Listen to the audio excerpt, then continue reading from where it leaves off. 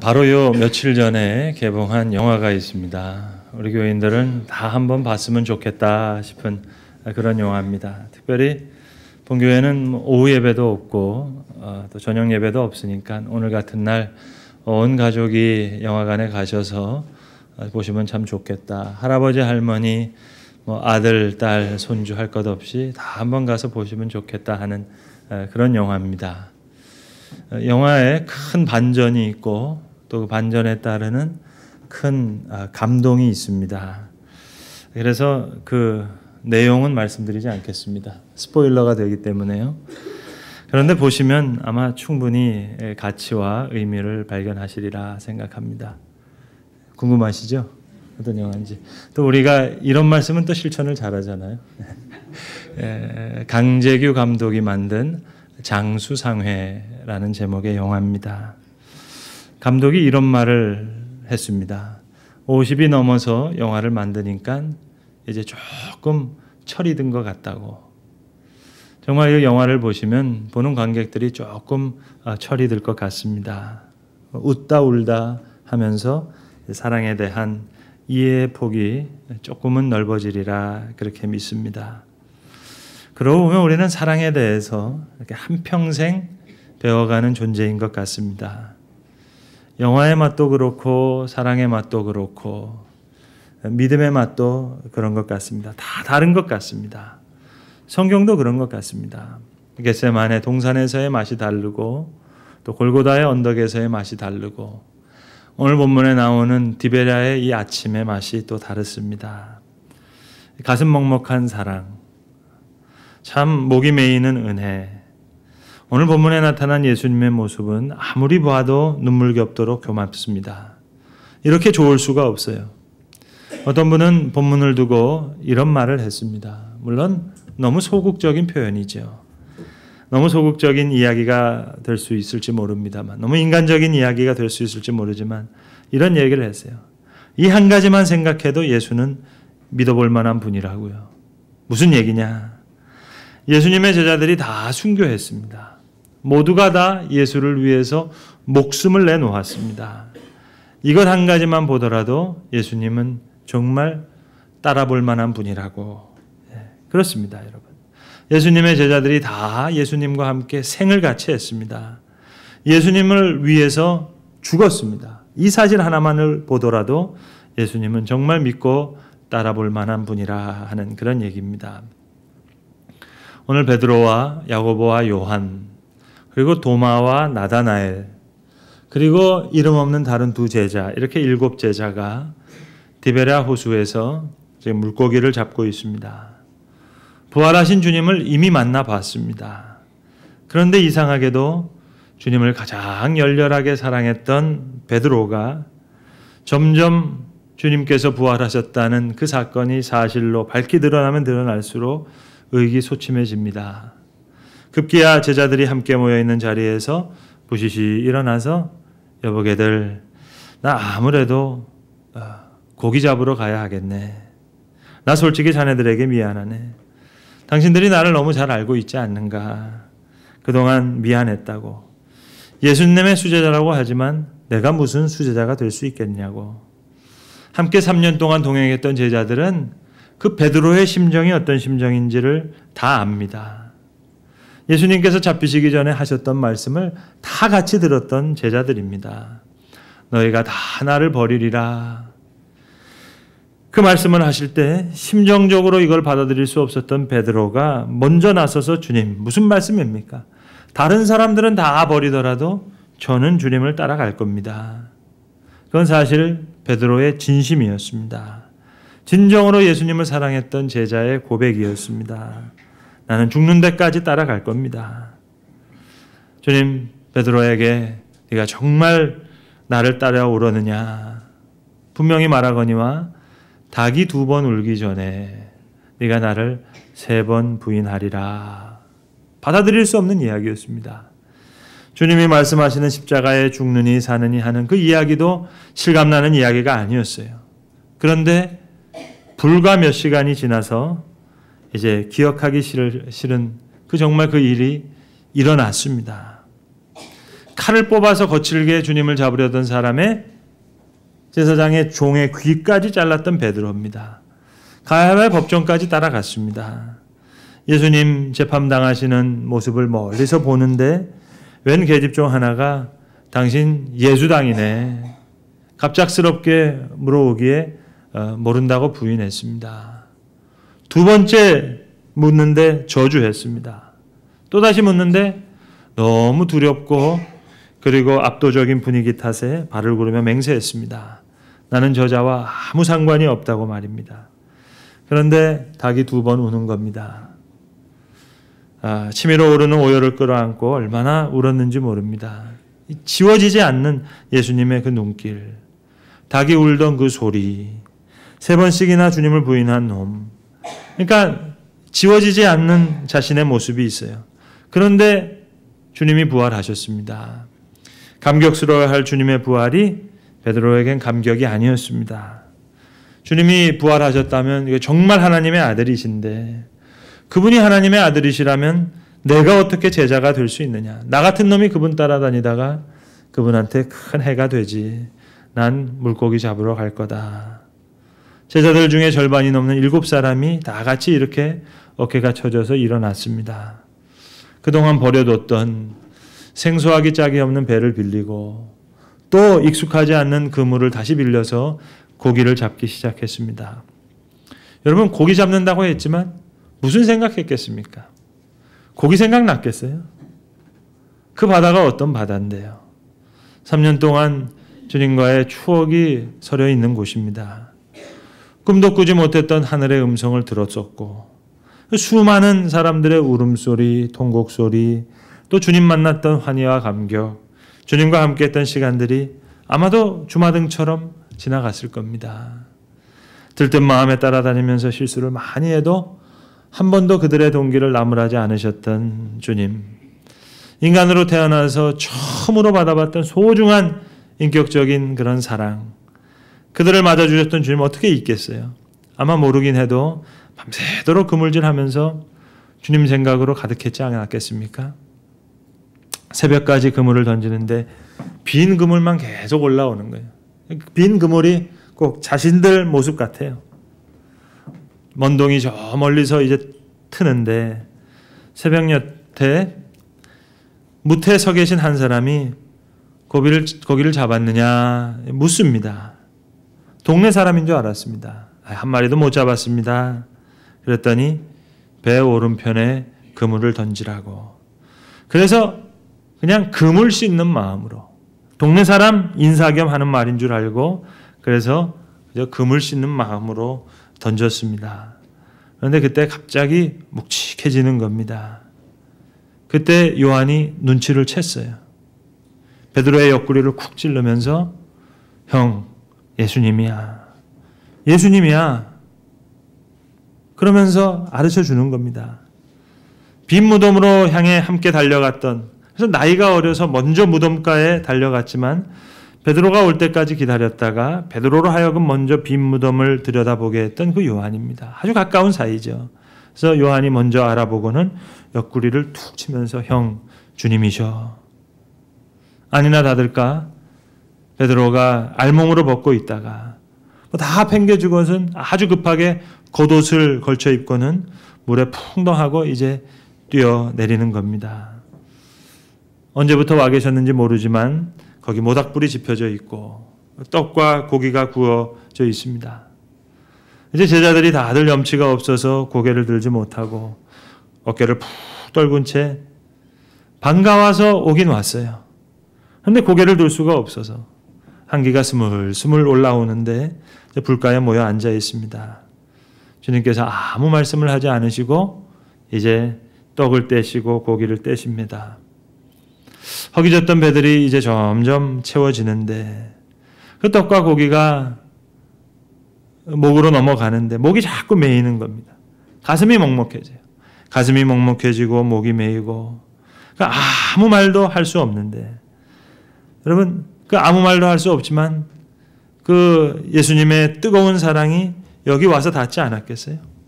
고개를 떨군 채 아무 말도 하지 못하고 그저 우걱우걱 음식을 삼키고 있는 아무 말도 없는 그곳에서 주님께서 조밥 먹기가 이제 끝나기를 기다리신 후에 예수님 그 중에서도 특별히 가장 마음이 어려웠을 것 같은 베드로를 향해 이렇게 말씀하십니다. 요한의 아들 시몬아, 네가 이 사람들 중에 이 사람들보다 더 나를 사랑하느냐? 이건 베드로의 말투가 묻어있는, 그 어투가 있는 그런 질문입니다. 이 사람들은 다 주를 버려도 나는 버리지 않겠습니다. 그 어투가 생각나는 질문이에요. 요한의 아들 시몬아, 네가 이 사람들보다 더 나를 사랑하느냐? 당혹스러운 질문이죠. 사실이긴 하지만 너무 초라한 꼴이 됐습니다. 그때 베드로가 이렇게 신음처럼 대답하는 거예요. 대답인지 신음인지 모를 정도로, 예, 주님, 제가 주님을 사랑하는 줄을 주님이 아십니다. 사랑한다고 대답할 수가 없어요. 자기가 자기를 너무나 잘 아니까는요. 그런데 또 대답 안 할 수도 없어요. 진짜 사랑하니까. 그것밖에 없으니까. 그런데 죽기까지 따라가겠다고 하는 그 결심이 보기 좋게 계집종 질문 앞에 아주 부끄러운 사람이 됐습니다. 부인했거든요. 그 꼴을 잊어버릴 수가 없어요. 근데 또 사랑하는 것은 맞아요. 그래서 제가 주님을 사랑하는 것을 주께서 아십니다. 글쎄요. 많은 분들이 원어를 가지고 첫 번째, 두 번째, 세 번째 질문과 대답, 이런 말씀을 하셨다, 저런 말씀을 하셨다, 아가페다, 필레오다 이야기하지만 글쎄요. 오늘만큼은 전 잘 모르겠어요. 그렇게 작구를 가지고 설명해서 어떻게 베드로의 심정을 다 헤아릴 수 있겠습니까? 그저 베드로의 심정 이런 거 아니었겠어요? 네가 나를 사랑하느냐 물어보시는데 자기 꼴을 보면 이거 사랑한다고 대답할 수가 없어요. 그런데 또 사랑하지 않는다고도 말할 수가 없어요. 왜냐하면 사랑하니까. 그것밖에 남은 게 없으니까. 주님 아시지만 저 정말 주님 사랑하고 따라가는 것 외에는 다른 생각 없었습니다. 제게는 주님이 전부였습니다. 그런데 저도 모르게 그저 그만 계집종의 말에 주님 저주하고 부인하고 그러고 나서야 비로소 알았습니다. 내가 어떤 존재인지, 어떤 최선으로도, 어떤 열정으로도, 어떤 결단으로도 주님 따라갈 수 없는 그런 사람이라는 거 비로소 제가 알았습니다. 주님 너무나 완전하신데 나 같은 놈이 주님 따라간다고 하면 이게 어떻게 어울리겠습니까? 제가 무슨 사도겠습니까? 제 믿음으로는 주님 따라갈 수 없다는 거라는 것 제가 잘 깨달았습니다. 저 주님 따라갈 사람 못 됩니다. 사랑할 사람 못 됩니다. 이런 처절한 마음 때문에 여기까지 고기 잡으러 왔어요. 그런데 또 동시에 돌아보니까 또 한 가지 깨닫다는 사실은 밤새도록 밤을 새우면서 구무질을 했는데 주님 따라갈 수도 없었던 놈이 어느덧 3년이 지나고 보니까 무슨 일이 내면에 생겼는지 이제 예수님밖에는 남은 것이 없다는 것을 깨닫게 됐어요. 이제는 그게 내 생의 전부예요. 그런데 그까짓 것 주님한테 무슨 도움이 되겠습니까? 이런 신음과 같은 고백입니다. 내가 주님을 사랑하는 줄 주께서 아십니다. 나는 안 됩니다. 그러나 그럼에도 불구하고 주님밖에 없습니다. 따라갈 수도 없는 놈이 이제는 주님 없으면 아무것도 아닌 사람이 됐습니다. 그런 고백이겠죠. 제 페이스북 친구 중에 김관성 목사님이라는 분이 계십니다. 제 또래 되는 목사님이신데 아주 솔직한 글쓰기와 또 방송에서 너무 아주 그냥 그대로 구수한 사투리를 하시는 그런 좀 분이십니다. 이 목사님은 얘기가 그래요. 자긴 영어보다 서울말이 훨씬 어렵대요. 그런데 하여튼 이 솔직함과 구수함이 이분의 매력인데 이 목사님 아버지가 한평생을 술과 노름으로 보내신 분이에요. 그러니까 단칸방에서 아버지 어머니하고 사는데 그러니까 생활이 엉망이죠. 나이가 많은 형님과 누이 셋은 이미 다 출가했어요. 근데 그 출가도 제대로 된 출가가 아니라 그 목사님의 형님은 왜 옷을 벗으면 용이 이렇게 올라오시는 분 계시죠? 다 이렇게 칼자국 계신 그런 분. 그리고 누님 세 분은 아버지가 매일 노름하니까 학교도 못 못 보내고 그냥 초등학교 졸업하자마자 누이 셋이 부산으로 대구로 어려서부터 식모살이 갔습니다. 그러니까 아버지가 1년 365일 중에 300일을 노름을 하시는 거예요. 그러니까 한 오후 7시쯤 되면은 대여섯 명 되는 이제 노름 친구들을 집으로 데리고 와서 새벽 3시, 4시까지 그 단칸방에서 노름을 하셨대요. 여러분, 노름할 때 노름만 하는 게 아니잖아요. 욕도 하고 술도 마시고 담배도 피우고. 그러니까 온 방에 담배 연기가 가득하고 욕하는 소리가 시끄러운데 이 목사님하고 어머니는 그저 단칸방에서 그 시끄러운 광경에서 이불 하나 덮고 그냥 자는 겁니다. 그런 환경에서 매일 사니까 형님과 누님들의 삶을 비판할 수도 없는 거예요. 자기도 그렇게 잘할 수밖에 없는 그런 형편이에요. 그러니까 하나님의 은혜가 아니면 자기도 그냥 그렇게 될 수밖에 없는 형편입니다. 근데 하나님의 은혜 가운데 이제 부르심을 받는 거예요. 근데 이 목사님 얘기가 그런 와중에도 재밌는 것은 아버지가 오늘 노름에서 돈을 좀 따셨으면 좋겠다. 그 마음이 늘 있대요. 그래서 오늘 제발 아버지한테 화투배가 좀 잘 들어와서 참 잘 들어오면 좋겠다. 다른 이유가 아니라 그래야 돈을 따서 기분이 좋아야 그냥 주무시니까. 그렇지 않으면 돈 잃으면 어머니한테 화풀이를 하는 거예요. 근데 이분 얘기가 당신 아버님은 노름에 은사가 없으셨대요. 주로 잃으셨대요. 그러면 이제 새벽 3시쯤에 어머님을 깨워가지고 처음에는 말로써 막 욕을 하다가 나중에는 이제 흉기를 들고 막 때리는 거예요. 포크 같은 걸로 머리를 쪄가지고 피가 흘릴 정도로. 그냥 하루 이틀을 잃는 게 아니라 매일 그냥 그렇게 산 거예요. 그러니까 여러분 얼마나 마음에 상처가 많았겠어요. 제대로 잘할 수가 없잖아요. 내상이 너무 많죠. 그러니까 형과 누이를 뒤따라갈 수밖에 없는데 그분은 다행히 교회에서 자라면서 하나님의 은혜로 훌륭한 목사님이 되신 거예요. 그러니까 이분이 이 상처를 치유하는 방식에 대한 이야기를 많이 하시는데, 방송에서도 그런 강의를 많이 하시는데, 그러니까 하나님께서 치유하는 방식이 이렇다는 거예요. 하나님 상처가 싹 좀 없어지면 좋겠습니다. 그런 방식으로 하나님 역사하지 않으시더라는 거예요. 자기도 열심히 기도하고 매달리고 정말로 여러 가지 일들을 다 해봤는데 상처가 싹 사라지는 그런 방식이 아니라 하나님의 은혜가 그 상처를 덮는다는 거예요. 그 상처를 덮어서 그리고 그 상처를 통로로 사용하신다는 겁니다. 정말 하나님께서 그 목사님을 그런 통로로 사용하고 계세요. 오늘 베드로도 마찬가지예요. 허물과 상처가 그대로 있죠. 그런데 은혜로 그 상처를 덮어서 하나님께서 그 상처를 하나님의 통로로 사용하시는 거예요. 그래서 흩어져 있는 많은 무리들에게 베드로가 신앙의 권면을 할 수 있는 겁니다. 디베라의 이 아침으로 사랑하는 자의 상처를 덮으십니다. 여러분, 베드로가 다른 사람보다 믿음이 더 뛰어났다? 아니요. 정확하게 얘기하면 더 큰 사랑을 받은 거죠. 요한이 사랑의 사도라고 하지만 다른 사람보다 마음의 사랑이 충만했다? 아니요. 예수 그리스도로부터 더 많은 사랑을 받은 거예요. 사도 바울, 누구보다도 헌신한 사람? 물론 맞는 얘기지만 그보다 본질적인 얘기는 하나님으로부터 가장 큰 은혜를 받은 사람입니다. 애초부터 믿음으로 갈 수 있는 길이 아니에요. 내 믿음보다 훨씬 더 큰 주님의 은혜로 갈 수 있는 길이었습니다. 여러분, 우리 의지로 그분 못 따라갑니다. 그분이 어떤 분인데 감히 우리가 따라갈 수 있겠어요? 내 믿음이 좋아서 여러분 천국까지 갈 수 있겠어요? 골고다의 언덕과 디베라의 아침의 은혜로 우리를 덮으셔서 우리를 인도하시는 겁니다. 베드로에게 예수님 3번 물으시죠. 전 그런 생각 해봐요. 이게 과연 질문일까? 네가 나를 사랑하느냐, 사랑하느냐, 사랑하느냐. 여러분, 그게 꼭 질문일까요? 예수님의 고백은 아닐까요? 전 그런 생각 해봐요. 왜 우리 아이들한테 엄마 아빠가 제일 어려운 질문을 하죠? 역사적인 질문. 아빠가 좋아, 엄마가 좋아. 네? 여러분, 근데 그게 질문이에요?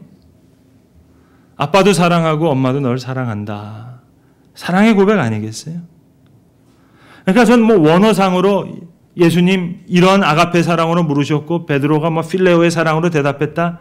그 구구 안에서 오늘만큼은 하고 싶지 않아요. 그냥 예수님의 사랑 고백으로 그렇게 들으면 안 되겠어요? 아빠가 아들한테 야, 너 아빠 사랑해? 그게 질문입니까? 아빠의 고백이잖아요. 그만큼 사랑한다는 말을 돌려서 사랑하냐고 묻잖아요. 요한의 아들 시몬아, 내가 널 사랑한다. 누구보다 널 사랑한다.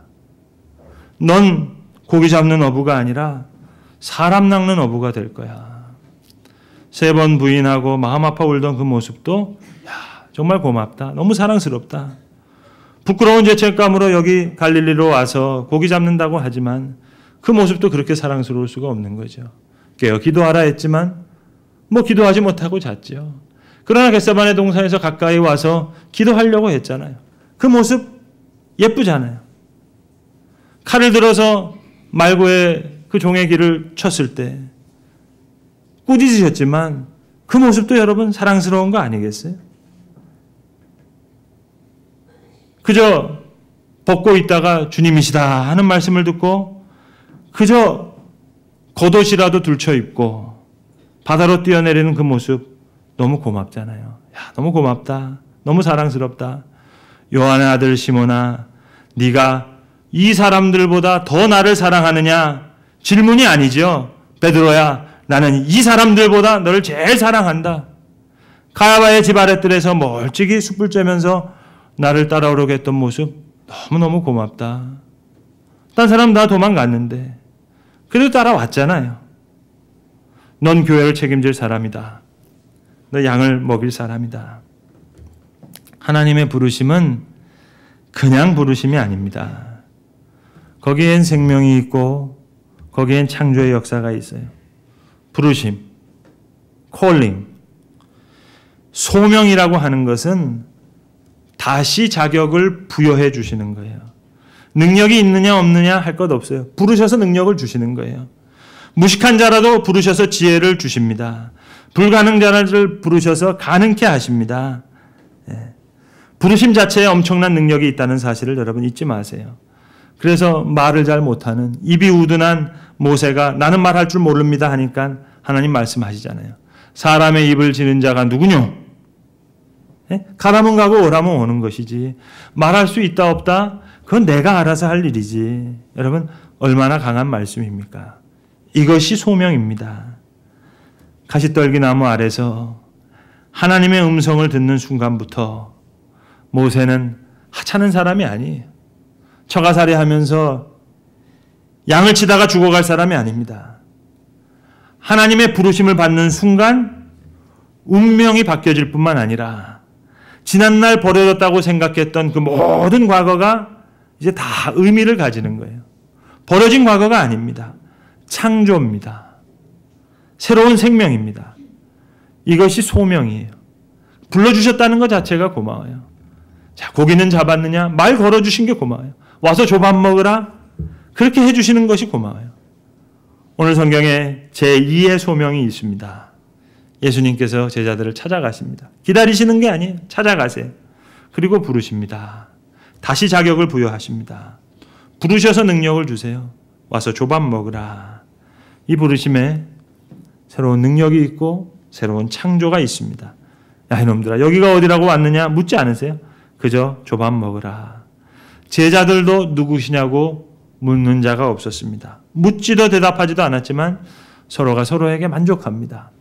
상처가 있고 부끄러움이 있고 허물이 있어요.